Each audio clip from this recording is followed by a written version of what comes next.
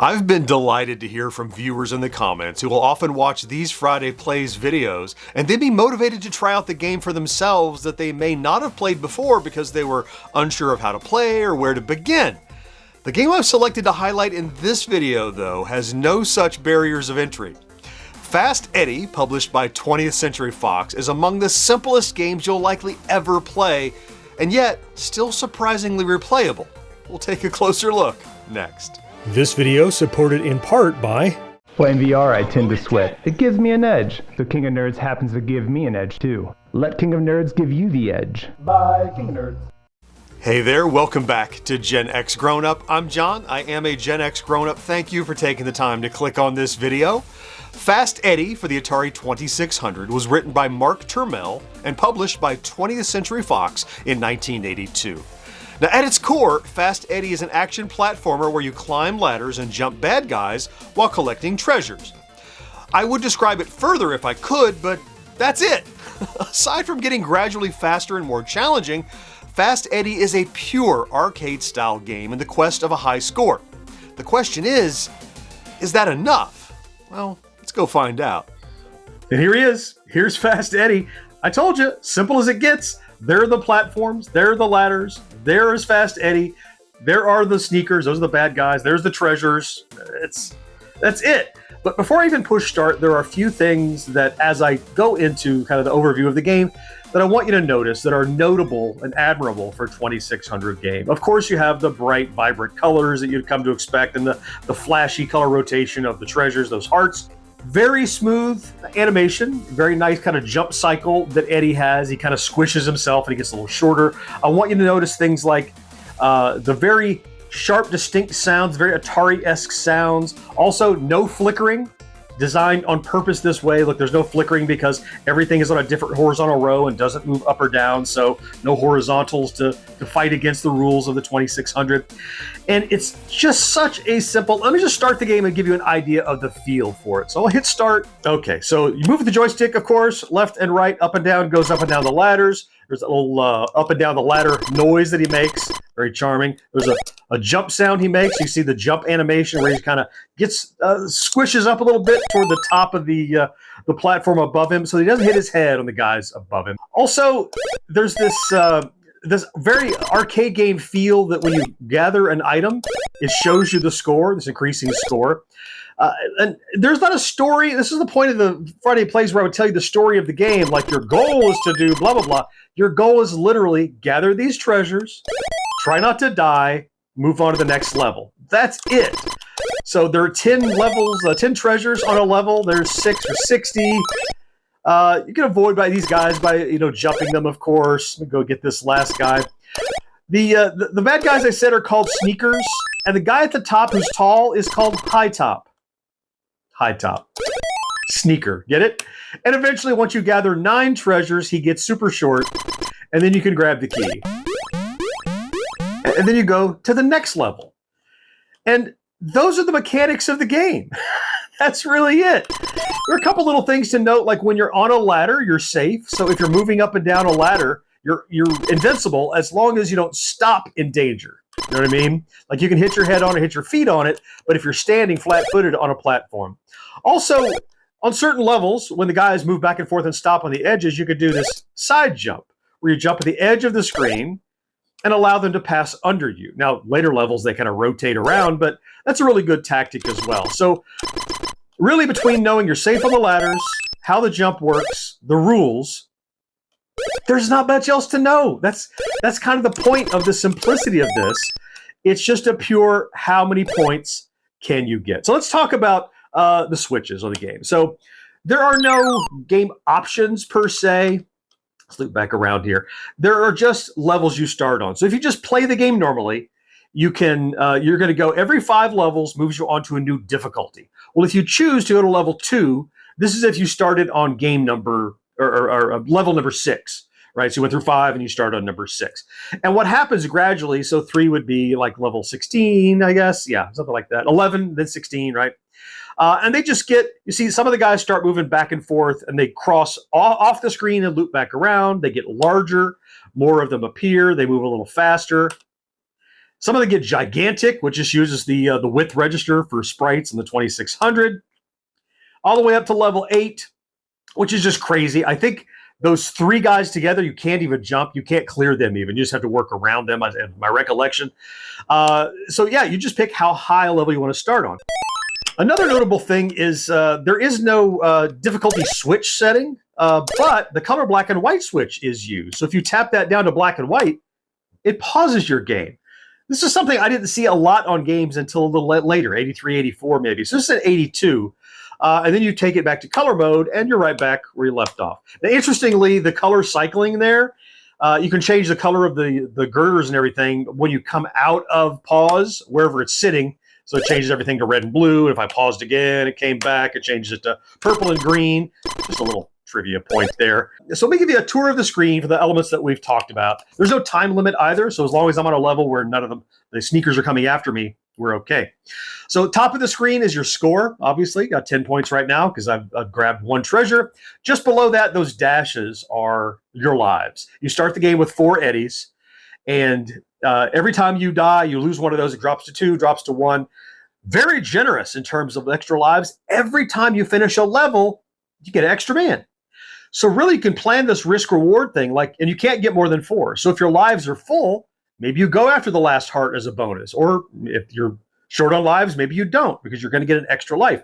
So it's okay to die, and you're going to die regularly. It encourages experimentation, because you could die once in every board and still continue to progress, because if you just clear 1, you're going to get all your lives filled up again. The top is a high top. Now, what you notice, I'm going to grab a treasure, and I want you to notice he does shrink a little bit every time you get a treasure. So let me go grab this heart. Now, watch high top.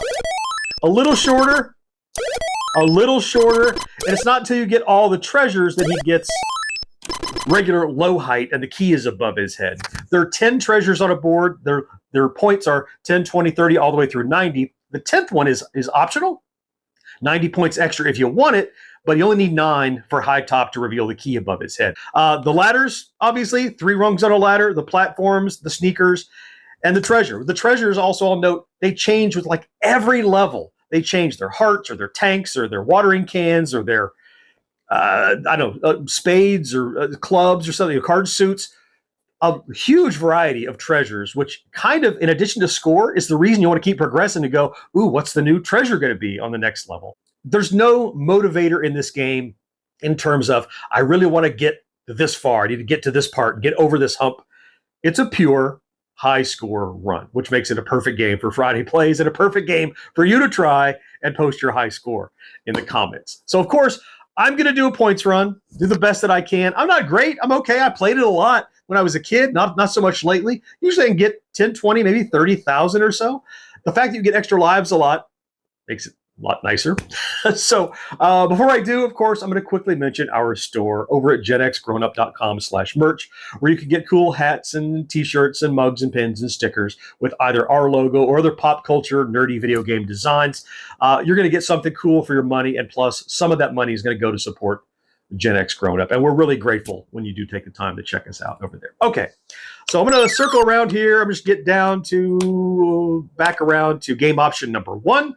It's in the attract mode right now. I'm going to hit start, and what you want to notice at the beginning is there's often a sneaker who moves at the bottom, but he will not move. He'll give you a grace period when you begin the game of about 5 seconds before he moves.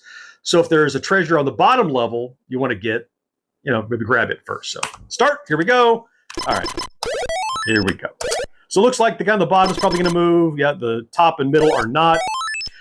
I tend to try to stay at the middle 2 levels as best I can. That way you never have too far to go to get another treasure.